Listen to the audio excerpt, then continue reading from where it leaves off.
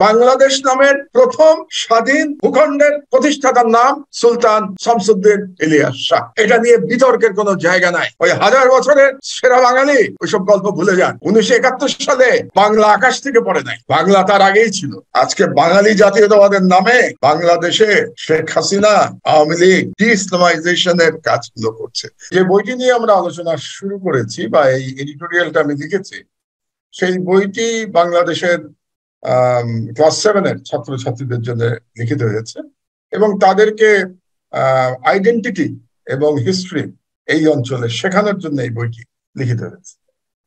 এবং এই বইটির প্রতি ছত্রে ছত্রে আমি পড়ে দেখেছি বইটি, যা লেখা হয়েছে সেখানে সম্পূর্ণভাবে মুসলমানদের বিরুদ্ধে এই একটা প্রচারণা হিসেবে এই বইটিকে উপস্থাপিত করা হয়েছে। এবং বইয়ের মধ্যে আপনারা অনেকেই জানেন যে মোগলরা আসার আগেই কিন্তু এখানে স্বাধীন সুলতানি আমল ছিল এবং স্বাধীন সুলতানি আমলের যে বেঙ্গল, সেটার সব দিক দিয়ে এটা একটি উৎকৃষ্ট শাসন ব্যবস্থা ছিল, এটা একটা শক্তিশালী রাষ্ট্র ছিল। এবং মুসলিম সুলতানদের আমলেই বাংলাদেশকে একটি এই অঞ্চলকে মানে এই উপমহাদেশের পূর্বাঞ্চলকে এই বাংলা নামের একটি রাষ্ট্রের কাঠামোর মধ্যে নিয়ে আসা হয় এবং এই কৃতিত্ব মুসলিম সুলতানদের ছিল। তারপরে বাংলা ভাষায় যে আমরা আজকে কথা বলি, এই বাংলা ভাষার যে বিকাশ, সেটাও কিন্তু বিকাশ লাভ করেছিল এই স্বাধীন সুলতানদের আমলে, যেটা ডক্টর আরিফ বিল্লাহ আমার চেয়ে আরো ভালো বলতে পারবেন, কারণ তিনি এই কাজ নিয়েই লেখাপড়া করেছেন, পিএইচডি করেছেন, আমার চেয়ে ভালো বলবেন। কিন্তু আমরা যদি সকলের বইপত্র পড়ি, ইতিহাসের বইপত্র, ইতিহাস নিয়ে চর্চা করি, তাহলে দেখতে পাবো যে আজকে যে বাংলা ভাষায় আমরা কথা বলি, এই বাংলা ভাষার সম্পূর্ণভাবে এটা কৃতিত্ব স্বাধীন মুসলিম সুলতানদের ওপরই যায়। তো এরকম একটি পরিস্থিতিতে ওই যে বইটি নিয়ে আমরা আলোচনা করছি, সেই বইটিতে দেখানো হয়েছে যে মুসলিম সুলতানরা এই দেশে বর্ণবাদ প্রতিষ্ঠা করেছেন, অথচ বর্ণবাদ বা যেটাকে কাস্ট সিস্টেম আমরা বলি, সেই কাস্ট সিস্টেম ইসলামে নাই। ইসলামের আদর্শের বিপরীত কাস্ট সিস্টেম তৈরি করেছিল এদেশে ব্রাহ্মণ্যবাদ থেকে। এবং মনু সংহিতা নামে যে একটা বই আছে, ব্রাহ্মণ্যবাদের কাছে খুবই পবিত্র। তাদের মনু হলো তাদের একজন দার্শনিক বলেন বা ধর্ম প্রচারক বলেন, তো তার যে সংহিতা, সেখান থেকেই বর্ণ এই দেশে আসতে শুরু করে। তো কাজে ইতিহাস সম্পূর্ণভাবে বিকৃত করা হয়েছে। তারপরে তাদেরকে বিদেশি হিসেবে দেখানো হয়েছে। তো সেই সম্পর্কে বোধহয় আমরা একটু পরে আলোচনা করবো। তো আমার পুরো বিষয়টা দেখে যেটা মনে হয়েছে যে এই পুরো বইটি লিখিত হয়েছে শুধুমাত্র এখন যে উগ্র হিন্দুত্ববাদের যে প্রচারণা ভারতে চলছে, তো বাংলাদেশকেও সেই উগ্র হিন্দুত্ববাদের একটা কাঠামোর মধ্যে নিয়ে আসা এবং বাংলাদেশের জনগণ, যার 90% মুসলমান, সেই জনগণের মধ্যে একটা হীনমন্যতা জাগিয়ে তোলা এবং সেই জনগণের মধ্যে এই ধরনের একটা প্রশ্ন তুলে দেয়া যে যে সমস্ত মুসলিম সুলতানরা এসেছিলেন বিদেশ থেকে, তারা বিদেশ থেকে এসে কিন্তু এদেশি হয়ে গেছিলেন পুরোপুরি। এবং আপনারা অবাক হবেন যে তাদের অনেকেই বাংলায় শিখতেনও, তারা বাংলার প্রতি তাদের যথেষ্ট, ভাষার প্রতি তাদের যথেষ্ট অনুরাগ ছিল এবং তারা অনেককে বৃত্তি দিতেন বাংলায় বইটি লেখার জন্য। এবং যখন বৃত্তি দিতেন এই সমস্ত সুলতানরা, তারা হিন্দু মুসলমান দেখতেন, হিন্দুদেরও বৃত্তি দিতেন। এবং হিন্দুদের যে প্রথম যে বই রামায়ণ, যে বাংলায় লিখিত হয়েছে, সেই বাংলায় লিখিত হওয়ার পিছনেও কিন্তু রাষ্ট্রের অবদান ছিল, এই সুলতানদের অবদান ছিল। তারা টাকা দিয়েছিলেন এই বই লিখবার জন্য, তাদের ধর্মগ্রন্থ লিখবার জন্য। এবং মজার ব্যাপার হলো যে এই মুসলিম সুলতানরা আসার আগে যে সেন রাজারা ক্ষমতায় ছিল, তারা তো কর্ণাটক থেকে এসেছিল এবং কর্ণাটক থেকে তারা ক্ষত্রিয় ব্রাহ্মণ ছিল। এবং তখন এমনই ব্রাহ্মণ্যবাদ প্রতিষ্ঠা পেয়েছিল এই অঞ্চলে যে তখন বলা হতো যে যদি কোনো হিন্দু ধর্মাবলম্বী এই দেশি ভাষায়, তার মানে তখন যে ভাষা ছিল প্রাকৃত ভাষা বা পালি ভাষা, আবারও বলি এগুলো আরিফ বিল্লাহ সাহেব আমার চেয়ে অনেক ভালো বলতে পারবেন, ওই ভাষায় যদি রামায়ণ পড়া হয় কিংবা মহাভারত পড়া হয়, অর্থাৎ হিন্দুদের ধর্মগ্রন্থ, তাহলে যারা পড়বে বা যারা শুনবে তারা রৌরব নামক নরকে নিক্ষিপ্ত হবে। এটা ছিল তাদের বক্তব্য এক। 2 নম্বর ছিল যে তাদের কানে সীসা ঢেলে দেওয়া হবে, অর্থাৎ বাংলা ভাষায় তারা এগুলো পড়তে পারবে না, তারা শুধুমাত্র সংস্কৃতে পড়তে পারবে। এই ছিল হচ্ছে তাদের নিয়ম। এবং আরেকটা বড় ব্যাপার, রয়্যাল কোর্ট আমরা যেটাকে বলি, রাজসভা, রাজার যে সভা, সেখানে বাংলার কোনো জায়গা ছিল, সেখানে শুধুমাত্র সংস্কৃতে কথা বলতে হতো। কেন? কারণ সেন রাজারা মনে করত যে সংস্কৃত হলো দেব দেবতাদের ভাষা, স্বর্গের ভাষা। তো দেব দেবতাদের ভাষায় কথা বলতে হবে, এই কারণে বাংলার কোনো জায়গা ছিল না। বাংলা ছিল হীনজনদের ভাষা, এই সাধারণ মানুষের ভাষা, তাদের জায়গা ছিল না। এবং সর্বপ্রথম যেটা রয়্যাল কোর্টে বাংলা ভাষার যে ঢুকে যাওয়া, বাংলায় কথা বলা, বাংলায় কাজ করা, এটা করেন মুসলমান সুলতানরা। এবং সেই মুসলমান সুলতানদের বিরুদ্ধে যে ভাষায় লেখা হয়েছে এই বইতে, শুধুমাত্র ইতিহাস বিকৃতি নয়, এটা তো ইতিহাস বিকৃতি করাই হয়েছে, তার সঙ্গে তাদের প্রতি অত্যন্ত অবিচার করা হয়েছে। এর অনেকগুলো কারণ আছে, আমরা সেগুলোতে হয়তো ধীরে ধীরে যাব। যে বাঙালি মুসলমানের ইতিহাস বিমুখিতা, আমি যে কথাটা বারে বারে বলি, বাঙালি মুসলমান ইতিহাস জানতে চায় না, ইতিহাস পড়তে চায় না, ইতিহাস থেকে এক ধরনের তাদের হীনমন্যতা আছে, তারা জানতে চায় না, বইপত্র পড়তে চায় না।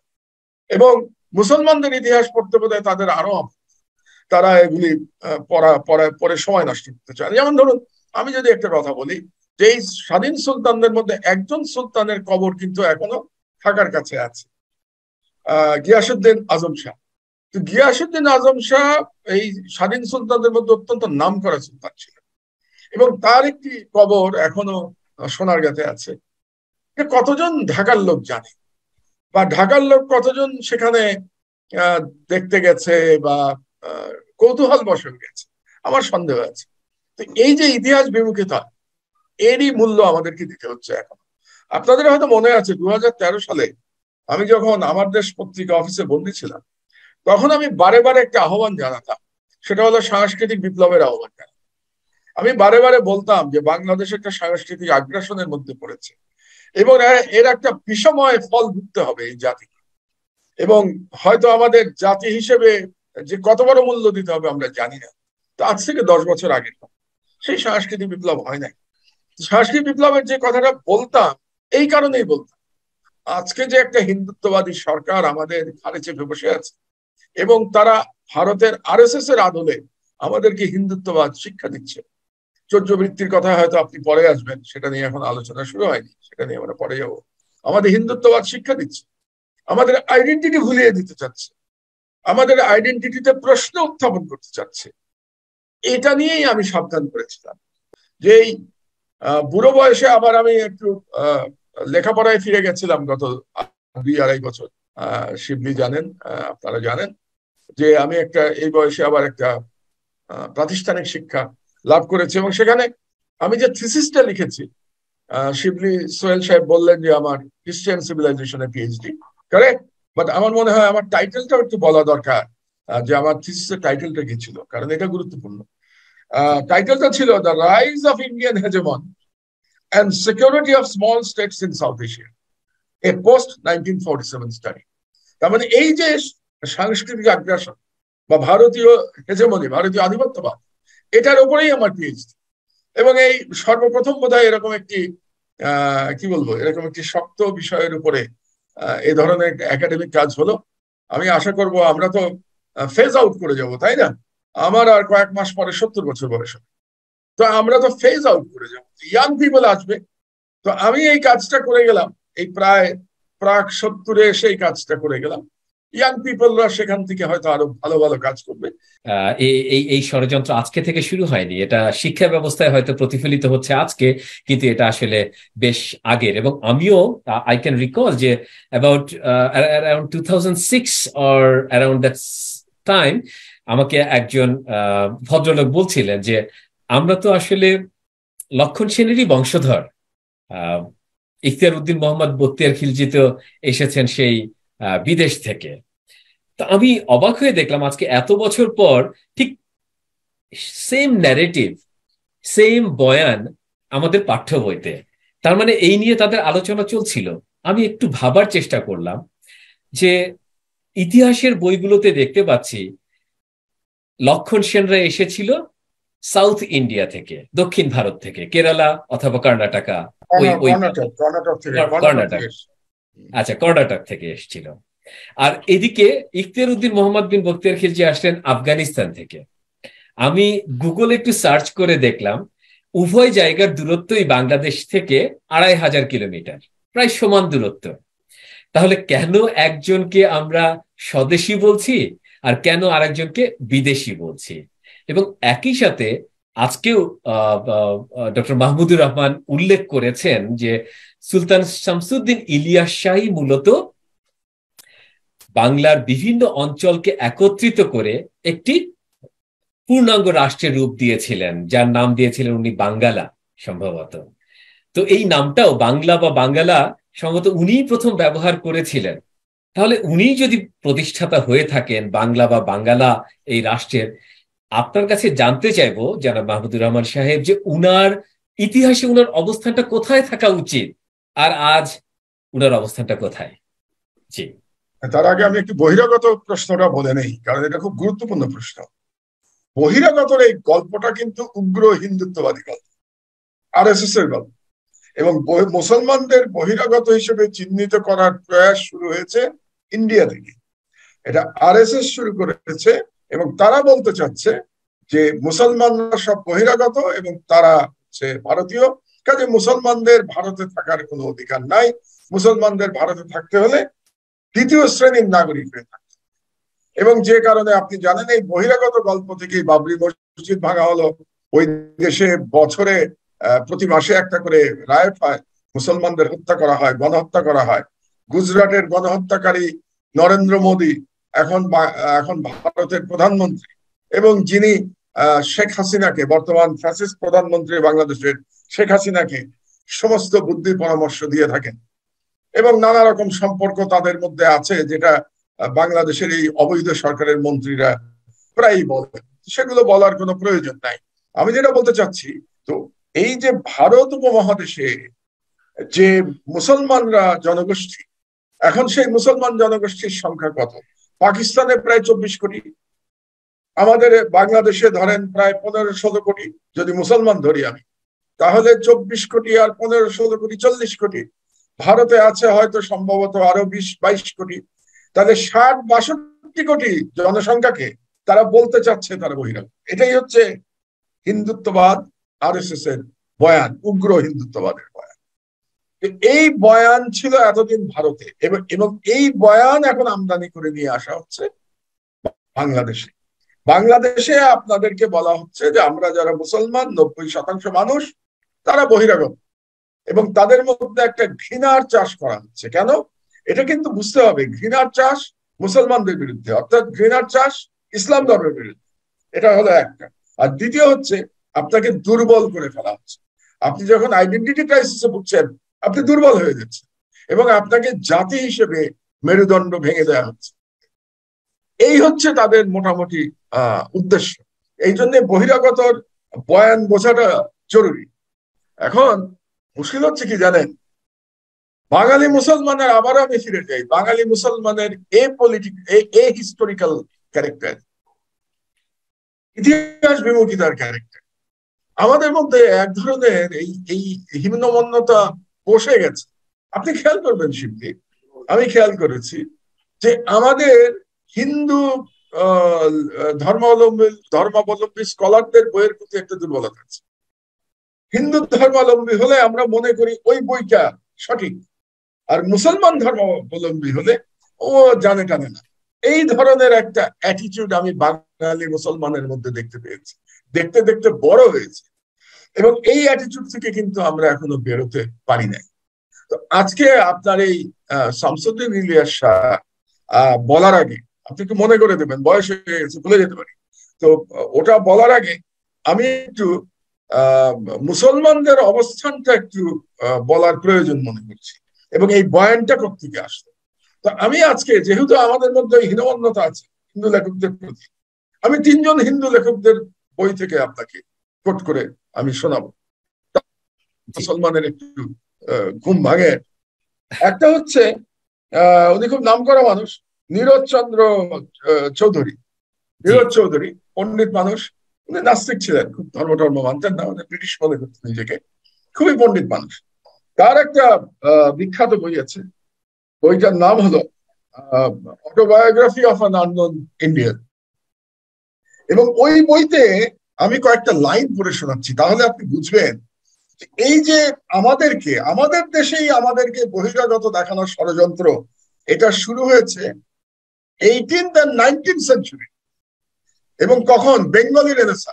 আমরা তো খুব বাঙালি রেনেসার কথা বলি, তাই না? বেঙ্গলি রেনেসা ওয়াজ বেসিক্যালি এ হিন্দু রেনেসা, বাঙালি মুসলমানের ওখানে কোনো জায়গা ছিল। এবং আপনি যে আজকে বাঙালি জাতীয়তাবাদের কথা যারা বলে বাংলাদেশ, তারা বেঙ্গলি রেনেসা থেকে ধার করে বাঙালি জাতীয়তাবাদ, অথচ বেঙ্গলি রেনেসায় মুসলমানের জায়গা নেই। আমি নীরজ চৌধুরীর বই থেকে আমি কোট করছি, 254 পাতা। নীরজ চৌধুরী না, পাতার নম্বরটাও বলে দিলাম লোকজনের সুবিধার জন্য। এবং আমি যে সংস্করণটা পড়েছি সেখান থেকে কোট করছি, ওই সংস্করণের আমি নামটাও বলে দিচ্ছি আপনাদেরকে। সেটা হলো, সংস্করণ হলো নীরজ চৌধুরী 28th ইমপ্রেশন 2010। তো এটা 254 পাতায় তিনি বলছেন, the very first result of this renaissance was a progressive, এর পরের শব্দটা খুব শুনবেন মনোযোগ দিয়ে, progressive de-Islamization। de-Islamization আমরা এখন বলি, de-Islamization শব্দ আমরা এখন বলি। আর নীরজ চন্দ্র চৌধুরী বলছেন 19th সেঞ্চুরির কথা, যে বেঙ্গলি রেনেসার উদ্দেশ্য ছিল a progressive de-Islamization of the Hindus of India and the corresponding revival of Hindu tradition. Throughout the 19th century, the culture of the Hindus of India was taken back to its Sanskritic foundations. তো ডি-ইসলামাইজেশনের কথা আমরা আজকে বলছি, আর বাঙালি হিন্দুরা ডি-ইসলামাইজেশনের কথা বলছে 19th century. আজকে বাঙালি জাতীয়তাবাদের নামে বাংলাদেশে শেখ হাসিনা, আওয়ামী লীগ, তার দল ডি-ইসলামাইজেশনের কাজগুলো করছে, যেটা আমার এডিটোরিয়ালে, আমি একাধিক এডিটোরিয়ালে লিখছি ডি-ইসলামাইজেশন। তারপরের লাইনগুলো শোনেন। Thus, the new Indian culture of the 19th century built a perimeter of its own and puts specifically Muslim influences and aspirations beyond the pale.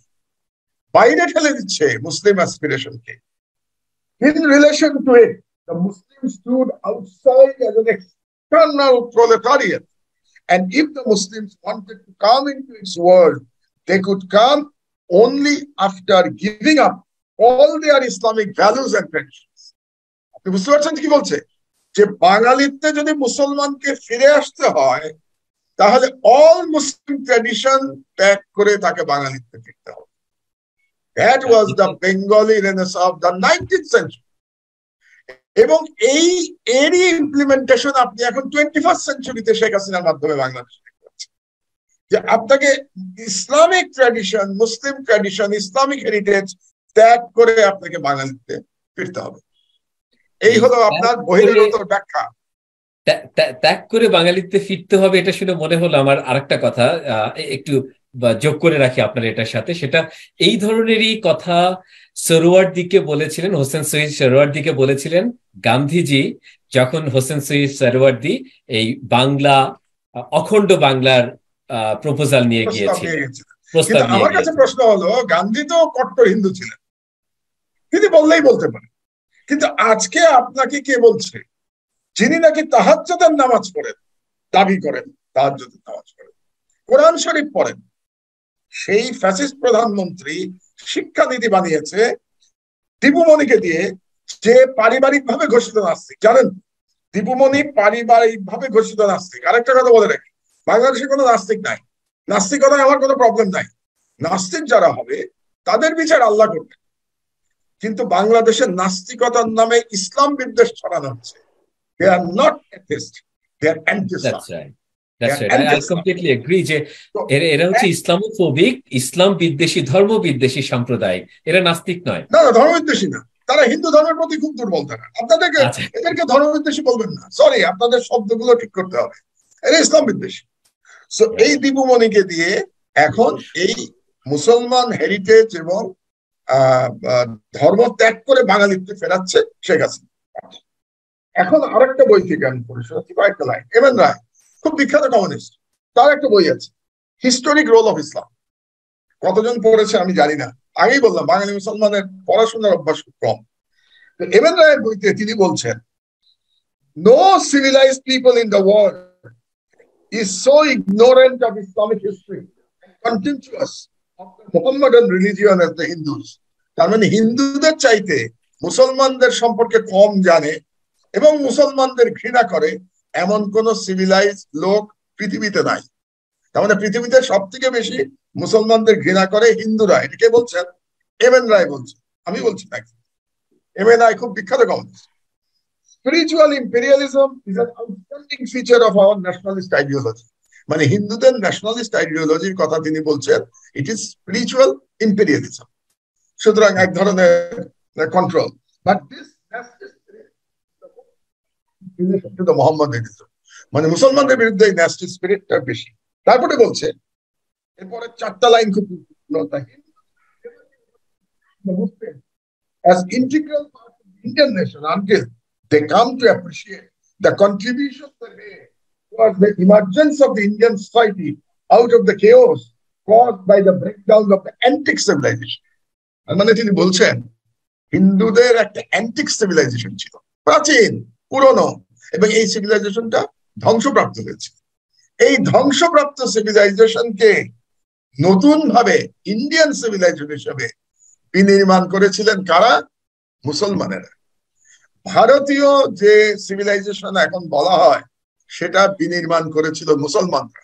R M N রায় বলছেন হিন্দুরা যতদিন না এটা অ্যাকসেপ্ট করতে পারবে যে মুসলমানরা এটা বিনির্মাণ করেছিল, ততদিন তারা মুসলমানদের তাদের প্রাপ্য জায়গাটা দিতে পারবে না।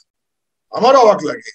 আচ্ছা ঠিক আছে, ভারতীয় হিন্দুরা না হয় মুসলমানেরটা না মানত, তাদের কন্ট্রিবিউশন না মানত, 90% মুসলমান বাংলাদেশে আপনি মুসলমানদের কন্ট্রিবিউশন মানবেন না? আপনি শিক্ষায় শেখাবেন যে তারা বিদেশি ছিল, তাদের কোনো কন্ট্রিবিউশন নাই। এবার আসি আমি আপনার অন্য প্রশ্নে। তাহলে আপনি বুঝতে পারছেন যে এই যে বহিরাগত যে ডিবেট, এটা 19th সেঞ্চুরি থেকে শুরু হয়েছে বেঙ্গলি রেনেসাঁ, যার এই বেঙ্গলি রেনেসাঁর উপজাত হচ্ছে বাঙালি জাতীয়তাবাদ। যে বাঙালি জাতীয়তাবাদকে আমাদের ছুঁড়ে ফেলে দিতে হবে। আমাদের স্বকীয়তা নিয়ে যদি বেঁচে থাকতে হয় বাঙালি মুসলমানের, তাহলে প্রধান কর্তব্য বাঙালি জাতীয়তাবাদকে ছুঁড়ে ফেলে দেয়, এটা প্রধান কর্তব্য। এখন আসেন শামসুদ্দিন ইলিয়াস শাহ। শামসুদ্দিন ইলিয়াস শাহ ইস্টের, বেঙ্গলের তো দুটো পার্ট আপনি জানেন, গঙ্গার এপার আর গঙ্গার ওপার, পশ্চিমবঙ্গ পূর্ববঙ্গ। এগুলো বিভিন্ন নামে বলা, গোড় নামে বলা হতো, রার নামে বলা হতো, হরিকেল নামে বলা হতো, বিভিন্ন নাম ছিল। এটা আরিফ বিল্লাহ সাহেব, ডক্টর আরিফ বিল্লাহ সাহেব খুব ভালো করে জানেন। এরকম 7-8টা নাম ছিল, পুন্ড্র বলা হতো, নানা রকম নাম ছিল। এগুলোকে হিন্দু রাজারা এক করতে পারে নাই। হিন্দু রাজা এর আগে যারা ছিল সেনরাও পারে নাই, তার আগে বুদ্ধিস্ট রাজা ছিল পালরাও পারে নাই, তার আগে আবার আরেক হিন্দু রাজা ছিল শশাঙ্ক পালদের মানে বৌদ্ধদের মেরে সাফ করে দিয়েছে, সেই শশাঙ্ক পারে নাই। এই সমস্ত বাংলার পুরো অংশটাকে একটা রাষ্ট্রে পরিণত করেছিলেন শামসুদ্দিন ইলিয়াস শাহ, এবং তিনি প্রথম টাইটেল নিয়েছিলেন। ওনার টাইটেল কি ছিল জানেন? আপনি প্রশ্নটা করেছেন, প্রশ্নটা জবাব দিয়ে দিই। সুলতানে বাঙ্গালা। সুলতানে বাঙ্গালা হিসেবে তিনি প্রথম টাইটেল নিয়েছিলেন, এবং বেঙ্গল নামে তিনি একটি স্বাধীন, সার্বভৌম এবং অত্যন্ত শক্তিশালী এবং এক ধরনের এখানে অর্থনৈতিকভাবে সমৃদ্ধশালী রাষ্ট্র গঠন করেছিলেন Shamsuddin Ilyas Shah in 13th century. তিনি 13th সেঞ্চুরিতে এসে এই কাজটা করেছিলেন। আমি আবারও সেই হিন্দু লেখকের বইতে ফিরে যাচ্ছি। বাঙালি মুসলমান হিন্দু লেখকের বই না পড়লে বলে মাহমুদুর রহমান কি জানে, মাহমুদুর রহমান কি জানে। কাজেই আমার হিন্দু লেখকের বই থেকে রেফারেন্স দিতে হবে কনভিন্স করার জন্য বাঙালি মুসলমানকে আমি কিছু জানি না, কিন্তু আমি এগুলো পড়াশোনা করেছি, এটা বোঝানোর জন্য। এবং বইটা খুব বিখ্যাত বই, বাঙালির ইতিহাস আদি পর্ব। এটা অনেকটা যারা ইতিহাস পড়েন, বাংলা ভাষা পড়েন, তারা প্রথমে এই নিহার রঞ্জন রায়ের এই বইটা পড়েন, বাঙালির ইতিহাস আদি পর্ব।